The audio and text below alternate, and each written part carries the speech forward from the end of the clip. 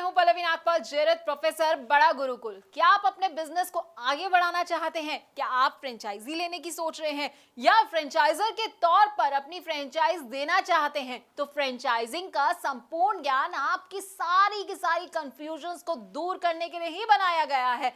इस कोर्स में हम आपको बताएंगे कि फ्रेंचाइजिंग का मतलब क्या होता है। फ्रेंचाइजी, फ्रेंचाइजर, फ्रेंचाइज, ये सारे ना बड़े अलग अलग तरह के शब्द हैं, लेकिन सुनने में एक जैसे लगते हैं। तो इनमें अंतर क्या है, इनमें स्कोप क्या रहेगा आपके लिए और इनकी क्या क्या इंपॉर्टेंस है, ये हम आपको इस कोर्स में बड़े अच्छे से समझाने वाले हैं। इसके साथ ही हम आपको ये भी समझाएंगे कि बिजनेस और फ्रेंचाइजिंग में आखिरकार क्या अंतर होता है, फ्रेंचाइज और एजेंसी क्या होती है, एजेंट और फ्रेंचाइजी इसमें क्या डिफरेंस होता है, इसको भी कवर करेंगे।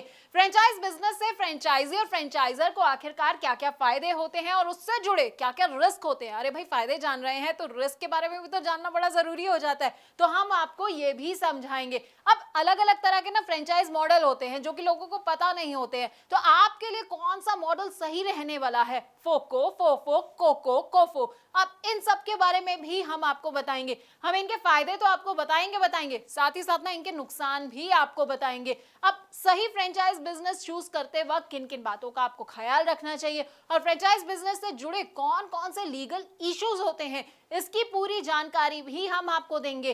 फ्रेंचाइज बिजनेस में सबसे इंपॉर्टेंट होता है फ्रेंचाइज डिस्क्लोजर डॉक्यूमेंट। अब इसके बारे में ना आपको विस्तार से अगर कहीं जानकारी मिलेगी तो वो आपको हमारे इस कोर्स के जरिए ही मिलेगी। इसमें क्या क्या आइटम्स होते हैं, कौन कौन से क्लॉजेस होते हैं, साथ ही आपको फ्रेंचाइजिंग अग्रीमेंट और उनके टाइप्स के बारे में भी हम पूरी की पूरी जानकारी देंगे। देखिए, फ्रेंचाइज बिजनेस को इवैल्यूएट करने का ना एक अलग क्राइटेरिया होता है, तो वो क्राइटेरिया क्या होता है ये हम आपको बताने वाले हैं।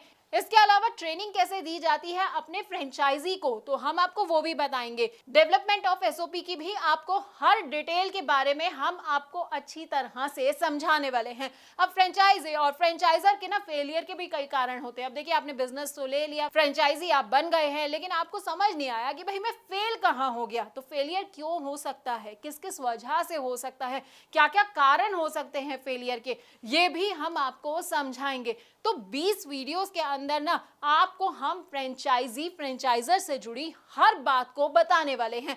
अब आप ये सोच रहे होंगे कि भाई इसको करने से मेरा क्या फायदा होगा, ये सब मेरे लिए जानना क्यों जरूरी है। तो देखिए, अगर आप चाहते हैं मुनाफा कमाना और अपने बिजनेस में सक्सेस हासिल करना, तो बस आपको क्या करना है, आपको इस कोर्स को बहुत ध्यान से देखना है। इससे आप फ्रेंचाइजिंग में फेलियर से खुद को बचा पाएंगे और बहुत आगे बढ़ पाएंगे।